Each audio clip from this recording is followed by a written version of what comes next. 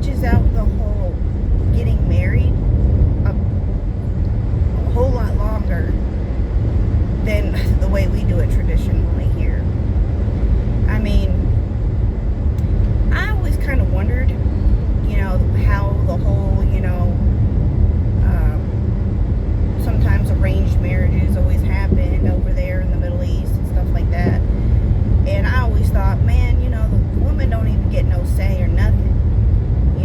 That's pretty crappy. But I found out in a Gallean wedding, the woman actually does get to choose. She could actually refuse the offer of the groom. So this is how a Gallean wedding works, and it parallels to how Jesus's wedding to us are. Many of us have known it, in Revelation, it talks about his bride, and we know that his bride is us. But it's just more significant than even that. It is the way we are married to Christ is we are married to him in a traditional Gallean wedding style. So I'm going to just kind of go over basics, but I do recommend you look into it. There's also a movie out there on YouTube called Before the Wrath. Very well done video, and it explains it way better than me. That's kind of where I watched it and learned about it, and it was really good. But anyway, so a Gallean wedding is when a young man has decided he wants this particular individual as his wife. He goes and he talks to his father first. They draw up a contract on what is the guy, the groom, what the expectations are with the woman to be, the bride to be. They draw it up. Then they get a hold of her father, and then he goes over the contract.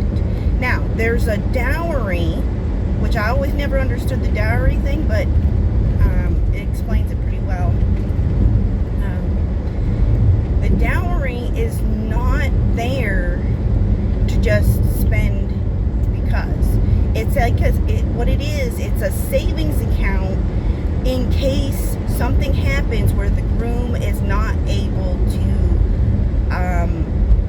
fulfill the contract. His business goes down, he just all of a sudden doesn't have the money, all that stuff that happens to people. It's a fail-safe for the wife, for the daughter, you know what I mean? Which I think about, how we do weddings today, and there is really no backup plan for the woman unless she does it herself. Nobody ever thinks that their marriage is going to fail or anything, or, when they go into it, and that's never the plan of, I'm going to marry this guy and we're just not going to make it. However, that's what the dowry is for. I wish we had that instituted in today's traditional marriages. Okay, so the father of the bride goes over the contract, the dowry, all that stuff. Let's say the father likes what he sees. So then the father tells the bride to be, hey, this one's interested, this is, all this is out. Calls her in, so they meet again, and there's a cup, a special ceremonial cup that the groom supplies with wine in it. In this meeting, he takes a drink from it, and then he offers it to the bride to be. Two things can happen here. If she is not interested in this guy, doesn't like what the contract says, whatever her reasoning is, she doesn't like it, don't want to marry him, she just refuses to take the cup and take the sip. However, if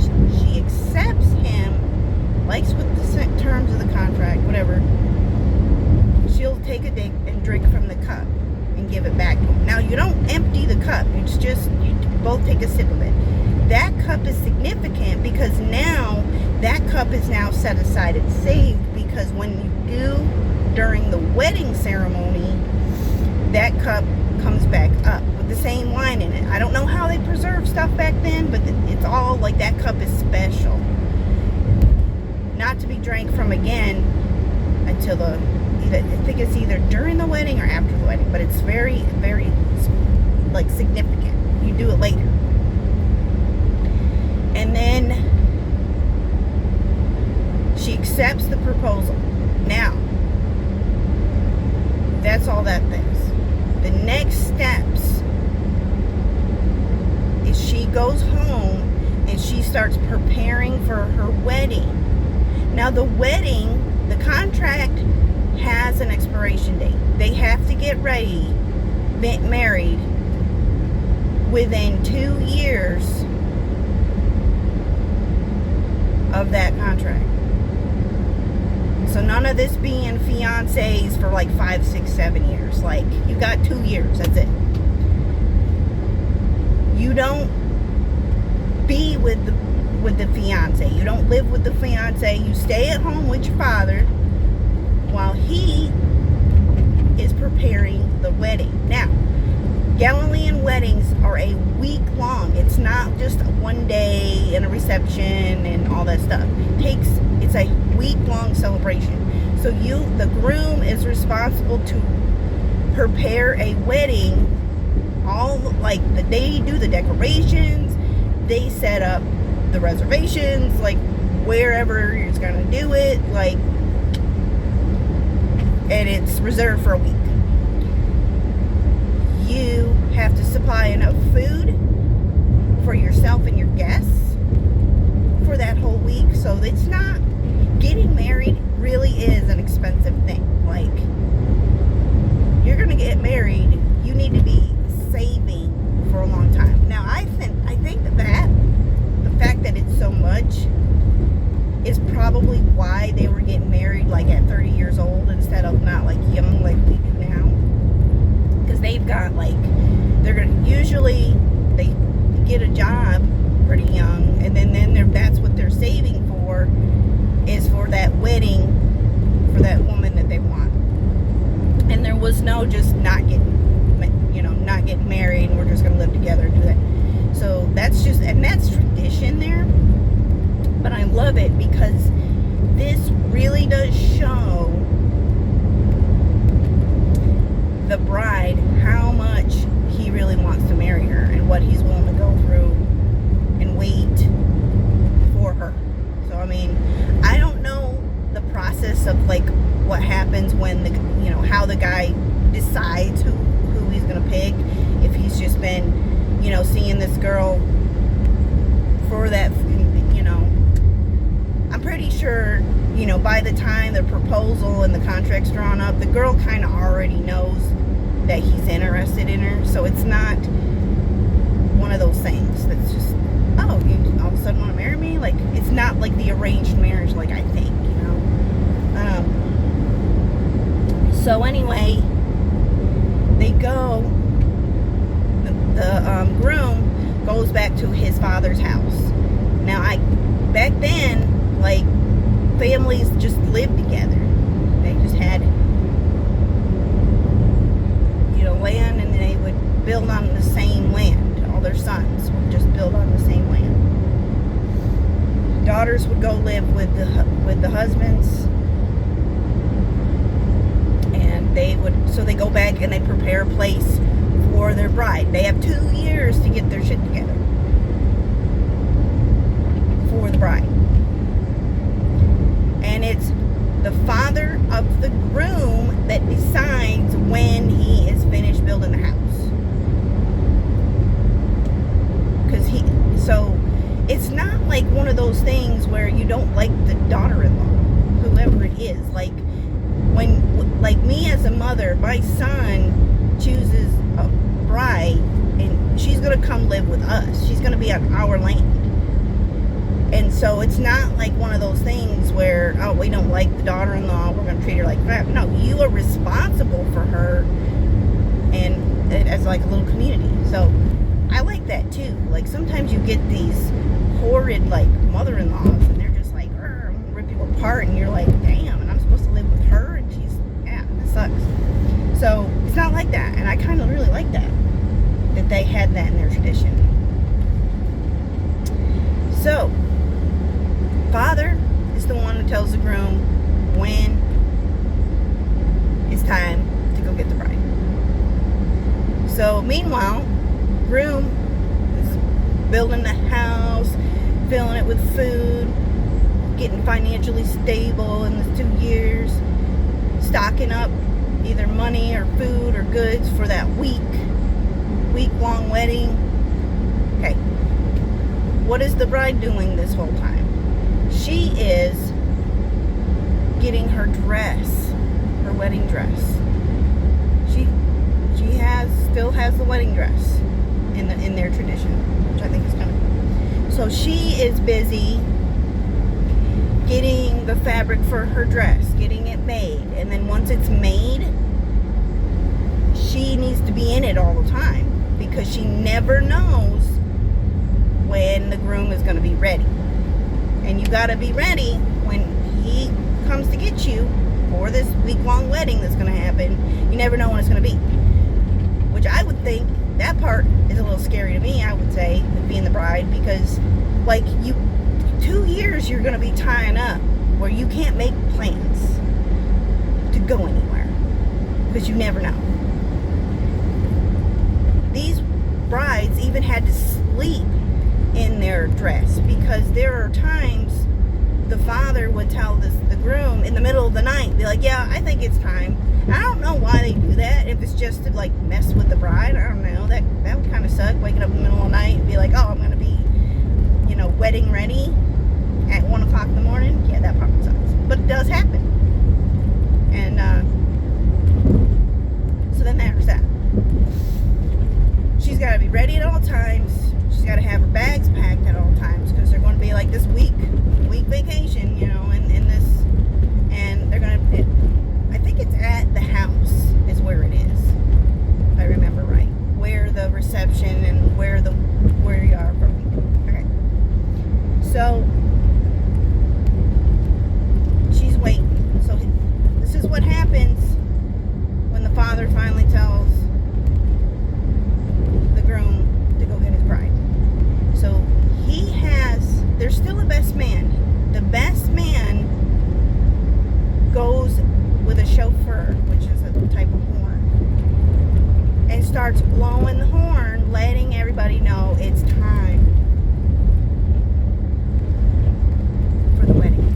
Now, of course, this whole time that they're getting ready, everybody is not like it's a village community thing.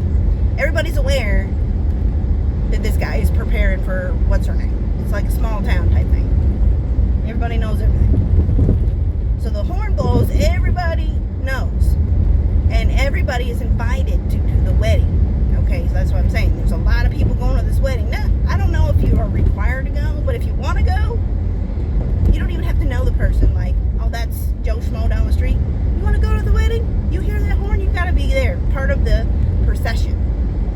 So they're going to go from wherever the man lives, and it's going to be like a little parade, and there's like 4 other like best mans or like the groomsmen. It's kind of like bridesmaids with the nude maids, and they are carrying like a special like vehicle. It's kind of like the Ark. There's no wheels, there's just, you gotta carry it. It's like a little platform. They're carrying that because they're gonna put the bride in there. She don't walk. She's not walking to her new home. So they're carrying that. They've got horns, they've got cymbals. It's like a big thing. There ain't no secret. It's time. And they do that the whole way to her house. That's the only warning the bride is going to get. Whatever she's doing in her house, wherever she's at, I mean, you're gonna be pretty much stuck at your house for that 2 years. Because I think that if you're at the store, you're gonna miss it. Like, you gotta be home. So that's a long time to wait. It doesn't always take 2 years, but it depends on how fast the groom can get his stuff around. So that's the only warning she's going to get, is when she hears that horn and all that ruckus, she needs to get to the door. Now, most homes, they have gates. So she gets to the gate, and now she just waits. She's heard the horn. She knows he's coming. She's got all of her stuff. She's ready for this week-long partying celebration. It's going to be great. Time of their life. She's sitting there waiting, and eventually they get to her. And I think it's either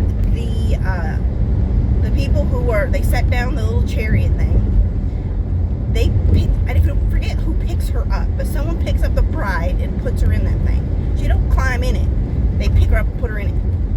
And then they pick her up and they carry her back to the groom's house. And so it's a big thing. The whole village is involved. Everybody wants to go to the party. He's got to be there. They got to be ready too, because if they want to be part of it. Yeah. Now, once you get inside of the house where the party's going to be, I'm pretty sure it's the groom's. You can't leave it for that whole week. You can't just go to the party and go home. Like, once you're in, you're in. And if you didn't make it, you were late, and you missed it when the door shut, too bad. You can't be part of the party no more. That's it. And you're stuck in there for a week. So you've got whoever these people are, if you were the groom, you're stuck with these people for a whole week. They're in your house.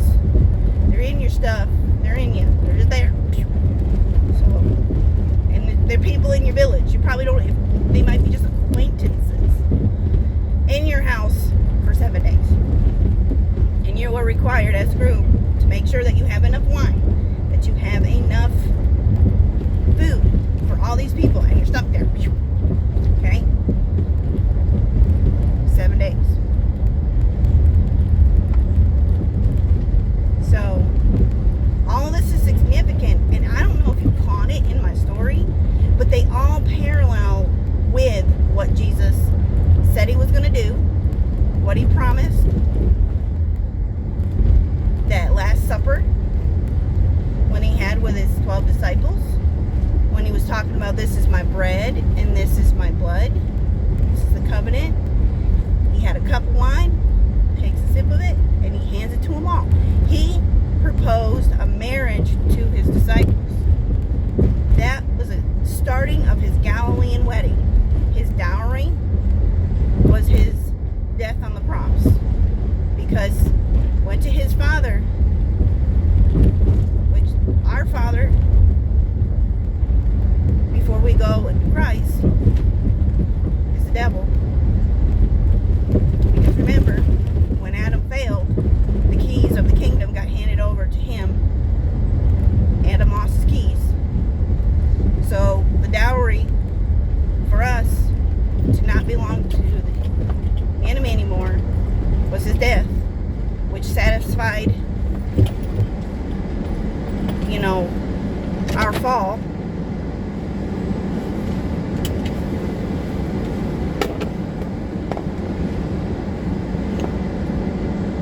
That's our dowry.